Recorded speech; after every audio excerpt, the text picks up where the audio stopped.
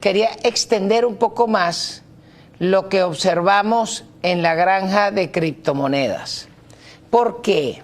Bueno, porque el problema no es que apareció una granja de criptomonedas por obra y gracia del Espíritu Santo, sino que hay una gente que está trabajando en el sistema eléctrico para recomponer el suministro eléctrico.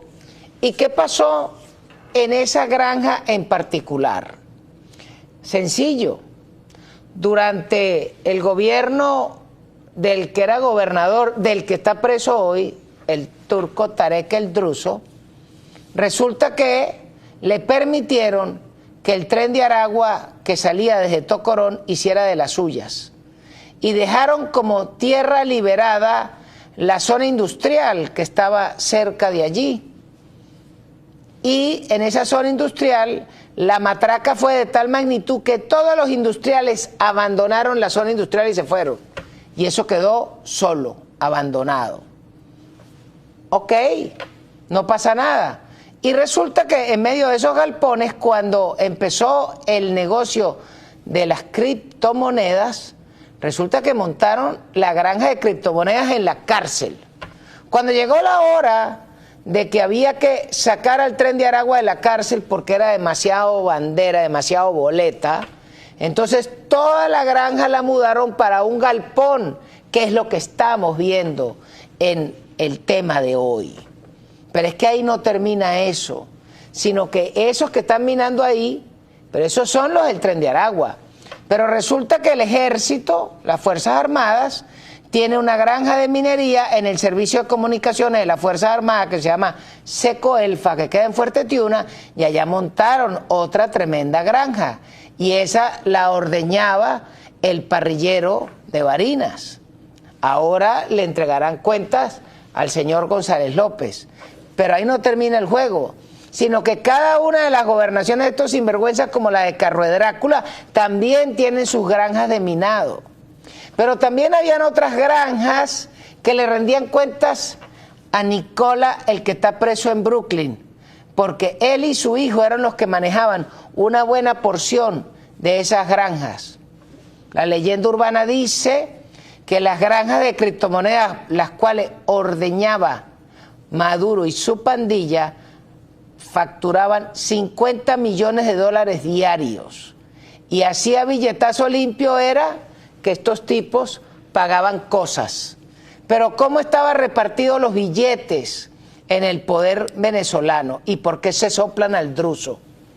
Porque las criptomonedas las manejaba Nicola y ordeñaba parte del petróleo y parte del oro.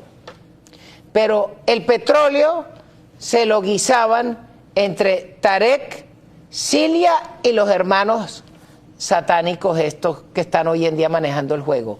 Y la tercera pandilla era la del Conde del Furrial, que es el que maneja el CENIAT. Pero el CENIAT, ¿quién le ha hecho auditoría a los ingresos de la República?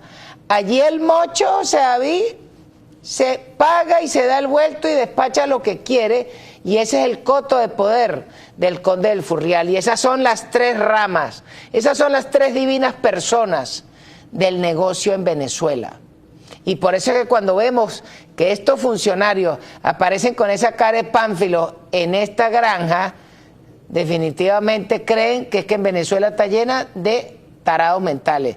No, en Venezuela todo el mundo los tiene inventariados a estos tipos.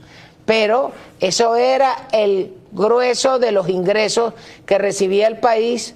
Pero ¿cómo es eso que tienes un ingreso solo en las criptomonedas de Nicola por 50 millones de dólares diarios, sin contar las demás cosas? Y el Banco Central dice que las arcas de la República recibieron apenas 18.000 millones de dólares el año pasado. ¿Qué significa eso? Que Venezuela tenía que estar recibiendo por barato más de 60.000 millones de dólares por año, y eso lo que indica es que más de 40.000 se los bailan entre todos estos bandidos. Y a esos son los cuales el Catiretrón los está rebanando, pero como se rebana un elefante, con una hojilla, pedacito por pedacito, pero se los van a tragar a todos. Y esa noticia de que se recogen a Zapatero y al que mandan a recoger es a su compadre Doroteo, bueno, eso lo que indica es que la huérfana está tratando de que el cuello le quede acoplado a la parte baja del cuerpo, porque el catire ya tiene su respectiva espada de Jedi, como el maestro Yoda, y cuando pasen esa espada, ahí corta y cauteriza. Entonces la huérfana dice, no, yo aquí los entrego a todos, patroncito, pero deme tantico chance. Y en eso es que estamos viendo el juego. Pero nosotros los venezolanos tenemos que sentirnos muy contentos de que la gente de Valle Arriba está haciendo la tarea. Lo que pasa es que no va a la velocidad que nosotros queremos. Eso es una realidad. Pero lo que sí tenemos es que estar agradecidos. Porque si no fuera por esa acción del 3 de enero, nada de esto estuviera sucediendo. Por supuesto que la inflación tiene loca a la gente, el alto precio de los alimentos tiene loca a la gente. Hay una cantidad de verdades que está todo el mundo, pero jalándose los pelos. Pero se está produciendo el cambio.